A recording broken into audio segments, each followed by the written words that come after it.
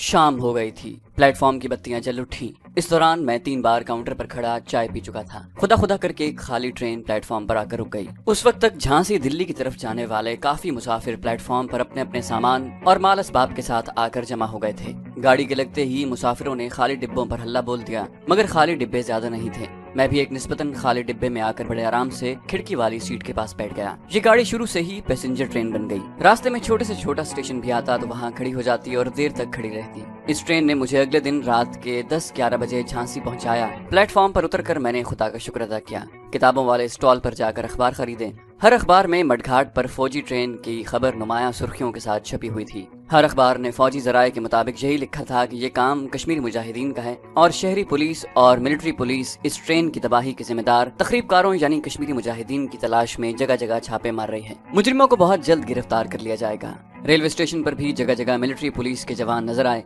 Gate पर भी police के 2 सिपाही खड़े बाहर निकलने वाले हर मुसाफिर को गौर से देख रहे थे। मैंने उनकी बिल्कुल परवाह न की और टिकट चेकर को टिकट देकर बाहर निकल गया। झांसी हिंदुस्तान के मशहूर शहरों में से है। इस शहर से मुसलमानों की बड़ी अनमोल दीनी, इल्मी और अदबी रिवायात वाबस्ता हैं। मगर इस शहर में भी मैंने मुसलमानों को गुर्बत और माशी पसमानदगी की हालत में देखा। मैं किसी मुसलमान होटल में ठहरना चाहता था। यहाँ मुझे अपने मास्टर स्पाई की हिदायत के मुताबिक कम से कम 3 रोज कयाम करना था, ताकि जब मैं ट्रेन में सवार होकर वापस अहमदाबाद जाऊं और रास्ते में भोपाल और रतलाम के शहरों से गुजरूं तो मिलिट्री और सिविल पुलिस की सिक्योरिटी के इकदाम थोड़े नरम पड़ चुके हों। मैं झांसी रेलवे स्टेशन के आसपास के बाजारों में घूमने लगा। अभी रात के 12 भी नहीं बजे थे। झांसी शहर में काफी रौनक थी। यहाँ बहुत से होटल थे। एक होटल की दूसरी मंजिल पर लगा हुआ ताजमहल होटल का नियॉन साइन बोर्ड रोशन नजर आया तो मैंने उसी होटल में कमरा किराए पर ले लिया। मैंने अपना नाम इमरान अली लिखवाया और कहा कि मैं बरेली में प्लास्टिक के ढोंगे बाल्टियां बनाने का काम करता हूँ। यहाँ झांसी में मार्केट का जायजा लेने आया हूँ। रात मैंने बड़े आराम से अपने कमरे में सोकर गुजारी। दूसरे दिन दोपहर के वक्त शहर में थोड़ी देर इधर उधर फिरता रहा। शाम को होटल में वापस आ गया। यहाँ दिल नहीं लग रहा था। तबीयत यही चाह रही थी कि मैं जल्दी से अहमदाबाद जाऊं और मिस्टर पांडे से मिलिट्री ट्रेन की तबाही का हाल सुनूं और ये मालूम करूं कि क्या ट्रेन में नेपाम बम वाले सारे रॉकेट तबाह हो गए थे या नहीं, या जो भी सूरत हाल हो तरीके से मालूम करूं। मुझसे तीसरे दिन झांसी में न रहा गया। मैं दूसरे रोज ही रात की गाड़ी में बैठकर अहमदाबाद रवाना हो गया। मडघाट का रेलवे ट्रैक बंद था। असलहा बारूद के धमाकों से चूंकि सारे का सारा स्टेशन ही उड़ गया था, इसलिए गाड़ियां अभी उस तरफ से होकर भोपाल अहमदाबाद नहीं जाती थी। मालूम होता था कि हमारे कमांडो ऑपरेशन ने वाकई बड़ी तबाही मचाई थी। जिस गाड़ी में मैं सवार था वो झांसी से भरतपुर और भरतपुर से कोटा होती हुई अहमदाबाद पहुंची। मैं ला बाजार गया। वहां से अपने लिए खद्दर का नया कुर्ता पाजामा, सदरी चप्पल और तिलक लगाने वाली डिब्बी खरीदी। उस दुकान के अंदर ही जीन्स जैकेट उतार कर लिफाफे में बंद किया। दूसरे कपड़े बदले। एक पार्क में पुराने कपड़ों का लिफाफा कूड़े करकट के ढेर में फेंक दिया। कलाई पर मंगलसूत्र भी बांध लिया और पार्क में ही एक तरफ बैठकर माथे पर तिलक भी लगा लिया। जो रकम बची थी वो जेब में रख ली और टैक्सी लेकर मिस्टर पांडे के बंगले की तरफ रवाना हुआ। मिस्टर पांडे अभी दफ्तर नहीं गए थे। मीनाक्षी सो रही थी। वो खुद ड्राइंग रूम में बैठे नाश्ते के बाद सिगार पी रहे थे। मुझे हाथ बांध कर मिले, मेरे घुटनों को छुआ और बड़ी लजाजत से पूछा, गुरुदेव मैं तो आप ही की राह देख रहा था। सोमनाथ जी की यात्रा जरूर अच्छी रही होगी। आपने मेरे लिए भी जरूर प्रार्थना की होगी। मैं उसके सामने वाली कुर्सी पर बैठ गया। मिस्टर पांडे मेरे लिए चाय बनाने लगा। शक्ल से काफी परेशान नजर आ रहा था। मुझे उसकी परेशानी की वजह मालूम थी। मैंने कहा, गोकुल दास, हमने तुम्हारे लिए खास तौर पर श्री कृष्ण भगवान का नाम का जाप किया है, 1000 सूत्रों का पाठ किया है। मिस्टर पांडे ने चाय की प्याली मेरे आगे बड़े अदब से रखते हुए कहा, महाराज मैं तो बड़ी मुश्किल में फंस गया हूँ। क्यों गोकुल दास, क्या हुआ बताओ? आखिर हम यहाँ किस लिए बैठे हैं? हमसे जो हो सकेगा तुम्हारे लिए करेंगे। मिस्टर पांडे ने मेरे करीब कुर्सी घसीट ली और बोला, आपको तो शायद मालूम ही नहीं कि मेरी दफ्तरी जिम्मेदारियां क्या क्या हैं और किस किस्म की हैं। मैंने भी कभी आपसे उनका जिक्र नहीं किया, क्योंकि मैं जानता हूँ कि आप महावीर के सच्चे भक्त हैं। आप दुनियादारी के झमेलों से कोसों दूर हैं। मैंने जानबूझकर आवाज को रोबदार बनाते हुए कहा, गोकुल दास अपनी मुश्किल बताओ, इधर उधर की बातें मत करो। मैं चाय पीने लगा। मिस्टर पांडे ने जल्दी से हाथ बांध लिए और बोला, गुरुदेव, गोला बारूद से भरी हुई एक ट्रेन हमने कश्मीर फ्रंट पर अपने फौजी यूनिटों के लिए भेजी थी। उसे कश्मीरी कमांडोज ने उड़ा दिया है। मैंने अनजान बनते हुए कहा, क्या ये कोई पैसेंजर ट्रेन थी? गोकुल दास बोला, नहीं महाराज, सारे के सारे डिब्बे मालगाड़ी के थे और उनमें असलहा लदा हुआ था। मैं नेपाम रॉकेटों की तबाही की तस्दीक चाहता था। मैंने पूछा, क्या उसमें कोई खास किस्म का असलहा था? जी महाराज, उसमें अग्नि रॉकेट थे। उन्हें नेपाम रॉकेट भी कहा जाता है। ये हमने खास तौर पर कश्मीर फ्रंट के लिए किसी दूसरे मुल्क से हासिल किए थे। वो भी दूसरे असलहे के साथ भस्म हो गए। मैंने कहा, गोकुल दास, चंद इसी किस्म के हादसे तो दुनिया के मुल्कों में होते ही रहते हैं। तुम क्यों परेशान हो? मिस्टर पांडे ने कहा, महाराज इस ट्रेन को देवलाली से जम्मू तवी तक पहुंचाने की जिम्मेदारी मेरे महकमे के सुपुर्द थी।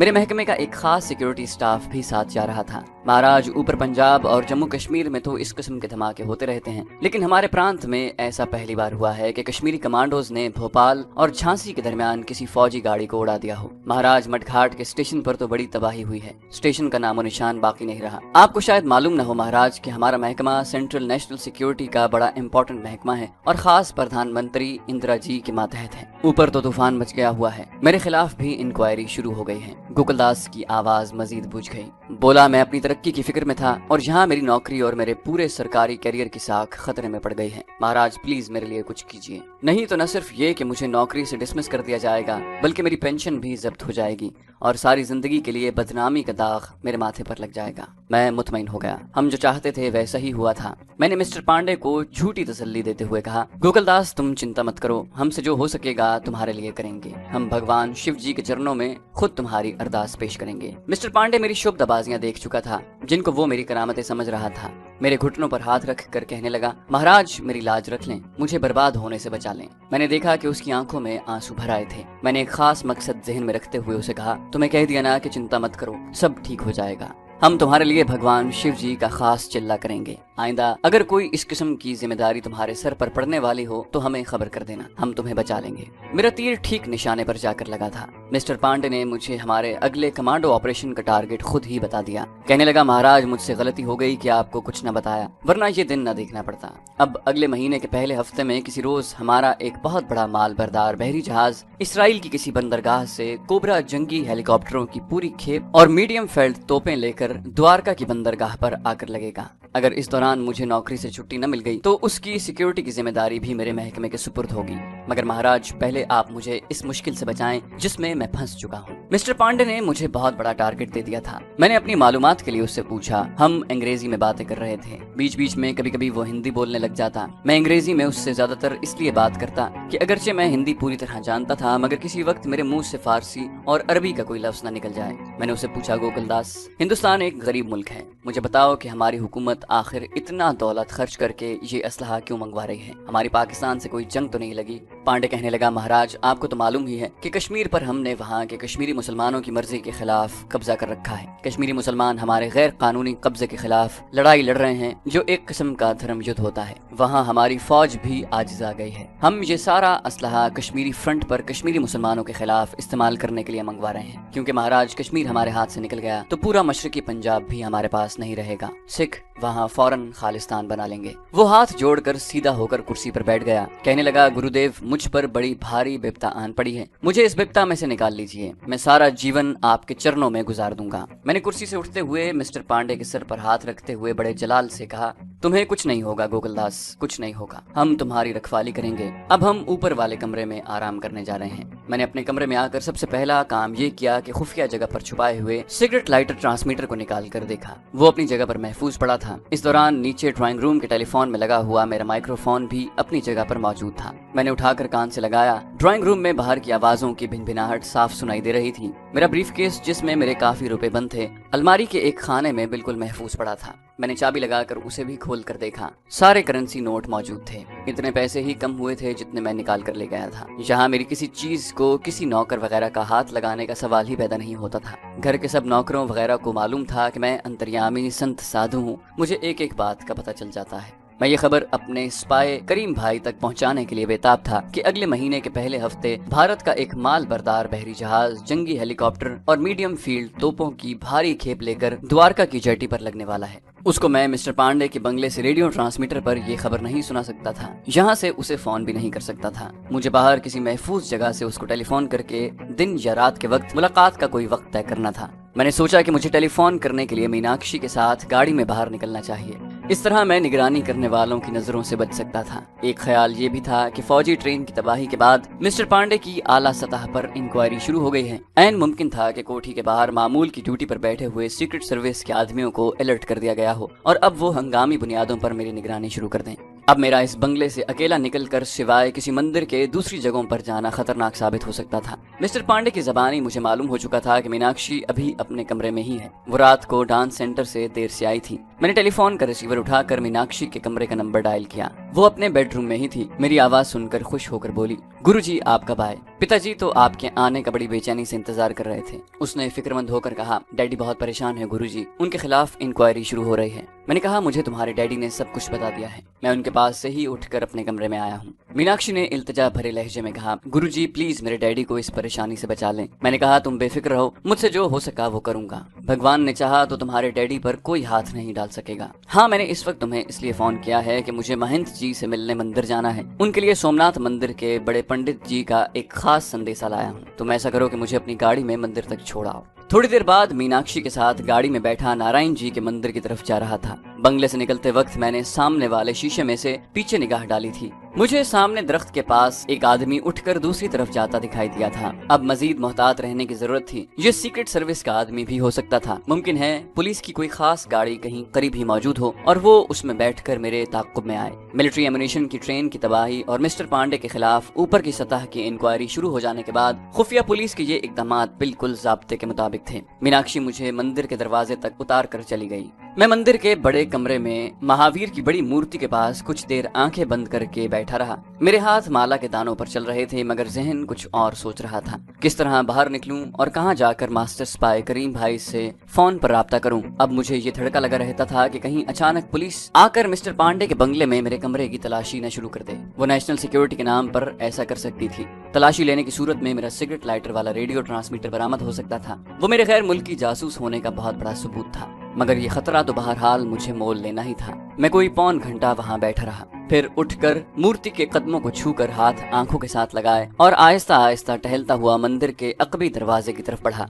पूजा करने वाले उस दरवाजे से भी आ जा रहे थे। मैंने दरवाजे की दूसरी जानिब निगाह दौड़ाई। अगर खुफिया पुलिस का कोई आदमी मेरे पीछे लगा हुआ था तो वो यकीनन उसी दरवाजे पर मौजूद होगा। वहाँ 2-3 आदमी थे। ये आम गुजराती हिंदू थे जो एक स्टॉल पर से फूलों की मालाएं खरीद रहे थे। मैंने दिल में सोचा कि अब जो हो सो हो, मुझे तो बहरहाल जहाँ से निकलना ही है। बड़े दरवाजे से नहीं तो अकबी दरवाजे से ही सही। और मैं अकबी दरवाजे से निकल गया, जहाँ एक छोटी सी सड़क मंदिर की दीवार के साथ घूमती हुई दूसरी तरफ बड़ी सड़क पर निकल जाती थी। मैं बड़े सुकून से हिंदू साधुओं की तरह कदम कदम चलता, एक हाथ में माला चलाता बड़ी सड़क पर आ गया। जहाँ से एक टैक्सी पकड़ी और बड़े चौक वाले सिनेमा हाउस के सामने जो रेस्टोरेंट था वहाँ उतर गया। इस रेस्टोरेंट से मैं पहले भी एक बार टेलीफोन कर चुका था। फोन काउंटर के पीछे एक तपाई पर पड़ा रहता था। मैंने रेस्टोरेंट के मालिक से इजाजत लेकर करीम भाई का नंबर घुमाया। उसने मेरी आवाज सुनते ही पूछा, कोई खास बात? ये शख्स टेलीफोन पर हमेशा मुख्तसर और शॉर्ट हैंड में गुफ्तगू करता था। मैंने कहा, स्वामी महावीर जी की जयंती करीब आ रही है, आपसे उस बारे में बात करनी थी। दूसरी तरफ से आवाज आई, 1 घंटे बाद कंकर कंकरियां झील के पास सुल्तान कुतुबुद्दीन की मस्जिद के पीछे आ जाओ। और फोन बंद हो गया। मुझे बहरहाल वहां पहुंचना था। मैंने सोचा कि 1 घंटा कहां पर गुजारा जाए कि अगर कोई खुफिया पुलिस का आदमी मेरे पीछे लगा हुआ भी है तो उसे शक भी न पड़े और धोखे से उसकी नजरों से ओझल होने की कोशिश भी की जाए। मैं रेस्टोरेंट से निकल आया। सामने बस स्टॉप था। लोग बस के इंतजार में खड़े थे। मैंने दिल ही दिल में एक स्कीम बना ली। जैसे ही बस आई, लोग उसमें सवार होने लगे। मैं भी लोगों के हुजूम में घुस गया। उस बस के 2 दरवाजे थे। एक दरवाजा पीछे था जहाँ से लोग सवार होते थे। दूसरा दरवाजा ड्राइवर की सीट के सामने दूसरी तरफ खुलता था, जहाँ से सवारियां उतरती थी। बस के अंदर आते ही मैं सीट की तलाश के बहाने अगले दरवाजे की तरफ चलने लगा। फिर दूसरे दरवाजे के पास जाकर जल्दी से नीचे उतर गया। नीचे उतरते ही मैंने एक रिक्शे को हाथ दिया। वो रुक गया। मैं उसमें घुस गया और ड्राइवर से कंकर कंकरियां झील की तरफ चलने को कहा। इस किस्म की सूरत हाल में मैं इससे ज्यादा एहतियात नहीं कर सकता था। अगर वाकई अब भी कोई आदमी मेरे पीछे आ रहा था तो फिर उससे नजात हासिल करना मेरे लिए कोई मुश्किल काम नहीं था। मैं सिर्फ उस वक्त कमांडो अटैक का आखिरी हरबा इस्तेमाल करने का कायल था जब दूसरा कोई चाराकार बाकी न रहा हो। मोटर रिक्शे ने मुझे कंकर कंकरियां झील वाले पार्क के दरवाजे पर पहुंचा दिया। ये झील अहमदाबाद की बड़ी मशहूर झील और तफरीही मकाम है। मैं पहले भी इस झील का जिक्र कर चुका हूँ। सुल्तान कुतुबुद्दीन ने इस झील को बड़ी तरक्की दी थी और आसपास घने फलदार दरख्त भी लगवाए थे। जहांगीर बादशाह यहाँ तफरी और शिकार की गरज से अक्सर आया करता था। सुल्तान कुतुबुद्दीन ने झील किनारे एक आली शान मस्जिद भी बनवाई थी जो अपनी शानो शौकत और जाहो जलाल के साथ आज भी कायम थी। झील के किनारे किनारे दूर तक इस तारीखी मस्जिद का बरामदा चला गया था। बरामदे के सतूनों का अक्स झील के साकिन पानी में झिलमिलाता नजर आता था। मैं मस्जिद के पीछे चला आया। ये जगह निस्बतन वीरान वीरान सी थी। एक बारादरी का खंडर सबाकी रह गया था। मैं खंडर के एक जानिब होकर साय में बैठ गया। मैंने माला का जाप शुरू कर दिया और यूं बैठा था जैसे भगवान का सिमरन कर रहा हूँ। मैं कनखियों से चारों तरफ देख रहा था। मुझे वहाँ कोई मशकूक आदमी नजर न आया। ठीक वक्त पर एक तरफ से करीम भाई आता दिखाई दिया। वो मेरे करीब से होकर आगे निकल गया। जाते जाते उसने सिर्फ इतना कहा, फासला रख के मेरे पीछे आओ। मैंने ऐसा ही किया। आगे दरख्तों के दरमियान एक जगह पुराने जमाने का एक टूटा हुआ मीनार था, जिसकी निचली मंजिल ही बाकी रह गई थी। इस मीनार में दरवाजा था और सीढ़ियाँ नीचे जाती थी, जिस तरह लाहौर के मकबरा जहांगीर के मीनारों में सीढ़ियाँ बनी हुई हैं। करीम भाई सीढ़ियाँ उतर कर नीचे चला गया था। मैं भी नीचे उतर गया। नीचे एक छोटे से बंद गार के और कुछ नहीं था। करीम भाई ने मुझे देखते ही पूछा, कोई खास बात? मैंने उसे द्वारका की बंदरगाह पर अगले महीने के पहले हफ्ते में आने वाले बहरी जहाज के बारे में जल्दी जल्दी सारी तफसील बता दी। वो बोला, इस जहाज में जो कोबरा गनशिप हेलीकॉप्टर आ रहे हैं वो यकीनन कश्मीर के फ्रंट पर कश्मीरी मुजाहिदों के खिलाफ ही इस्तेमाल होंगे, और मीडियम तोपखाना भी कश्मीरी महाज के लिए ही मंगवाया गया है, वरना इस किस्म के असलहा मंगवाने की इस वक्त जरूरत नहीं थी। ये सारा असलहा कश्मीरियों की जिद्दोजहद आज़ादी को कुचलने के लिए ही मंगवाया गया है, क्योंकि कश्मीर के महाज पर मुजाहिदीन हर रोज जबरदस्त कामयाबियां हासिल कर रहे हैं। भारतीय फौजों का बहुत जानी नुकसान हो रहा है। मैंने कहा, फिर तो इस जहाज की तबाही बहुत जरूरी है। करीम भाई कहने लगा, इसके लिए तुम्हें द्वारका जाना होगा, लेकिन पहले तुम सोमनाथ जाओगे और मंदिर में एक पुजारी संत बनकर हालात का जायजा लोगे। द्वारका वहाँ से ज्यादा दूर नहीं है। मैं इस मिशन में भी तुम्हारे साथ रहूंगा, मगर मैं पहले द्वारका का जाकर जायजा लूंगा कि हम बंदरगाह में किस तरीके से दाखिल हो सकते हैं और हमें जहाज तक पहुंचने के लिए क्या कुछ करना होगा, क्योंकि इस जहाज की सिक्योरिटी का बड़ा जबरदस्त इंतजाम किया गया होगा। मैंने उससे पूछा, तुम्हारे ख्याल में हमें जहाज को तबाह करने के लिए क्या हिकमत अमली इख्तियार करनी होगी? करीम भाई ने मेरे सवाल का जवाब देने के बजाय अपनी बात आगे बढ़ाते हुए कहा, मैं जहाज की बंदरगाह में आमद से एक हफ्ता पहले द्वारका में मौजूद हूँगा। तुम सोमनाथ के मंदिर में ही पुजारी की हैसियत से रहोगे। मैं तुम्हें वहीं आकर मिलूंगा। अगरचे ये मर्चेंट नेवी का माल बरदार जहाज होगा, मगर उसकी आमद को खुफिया रखा जाएगा, क्योंकि इस जहाज पर फौजी अस्तहा लोडेड होगा। लेकिन मुझे अपने जराये से इस जहाज की आमद का पता चल जाएगा। अगर ये जहाज यूरोप या जनूबी अफ्रीका की किसी बंदरगाह से आ रहा है तो अब तक वहाँ से चल चुका होगा। उसकी आमद की तस्दीक हो जाएगी, लेकिन हमें अपने प्रोग्राम के मुताबिक ही अमल करना होगा। तुम एक हफ्ता पहले सोमनाथ चले जाना और मैं द्वारका पहुँच जाऊंगा। मैंने कहा, जहाज को दो तरह से तबाह किया जा सकता है, या तो उसके पैंदे में मैग्नेट टाइम बम लगाकर उसे डबो दिया जाए, या उसके इंजन रूम और असलहा खाने में टाइम बम रखकर उसे उड़ा दिया जाए। करीम भाई ने मेरी तरफ थोड़ा सा मुस्कुरा कर देखा और बोला, एक बात याद रखना, ये काम इतना आसान नहीं है। इंडियन मिलिट्री इंटेलिजेंस और मिलिट्री पुलिस इतनी अहमक नहीं है कि जहाज को हमारे लिए खाली छोड़ दे और हम अपनी मनमानी कार्रवाई करके वापस आ जाएं। इस कमांडो ऑपरेशन में हो सकता है हमें अपनी जानों का नजराना पेश करना पड़े। मैंने अपने सीने पर हाथ रखकर कहा, खुदा की कसम, अगर मैं अपनी जान कुर्बान करके इस जहाज को तबाह कर सकता हूँ तो मैं एक बार तो क्या, इस्लाम और कश्मीरी मुसलमानों के लिए 1000 बार अपनी जान कुर्बान कर सकता हूँ। करीम भाई ने मुझे अपने गले लगा लिया। जब हमने सारी बात कर ली तो करीम कहने लगा, मैं पहले जाऊंगा, तुम मेरे जाने के 5 मिनट बाद यहाँ से निकलना। ये कहकर वो ब्रिज के खंडर की सीढ़ियां चढ़कर बाहर निकल गया। उसके जाने के बाद मैं भी बाहर निकल आया। दिन की रोशनी चारों तरफ फैली हुई थी। मैंने कनखियों से इर्द गिर्द का जायजा लिया। मुझे बज़ाहिर वहाँ कोई शक व शुबे वाला आदमी दिखाई न दिया। मुझे यकीन हो गया कि मैं खुफिया सर्विस वाले को धोखा देने में कामयाब हो गया हूँ। मैं आहिस्ता आहिस्ता चलता कंकरियां झील के पार की तरफ आ गया। गेट के सामने कई खाली टैक्सियां खड़ी थी। मैंने एक टैक्सी ली और उसे स्वामी नारायण जी के मंदिर चलने को कहा। दोपहर तक मैं स्वामी जी के मंदिर में बैठा रहा। दोपहर का भोजन भी मंदिर में ही किया। दोपहर के बाद कोई 3 बजे मैं टैक्सी लेकर मिस्टर पांडे के बंगले पर वापस आ गया।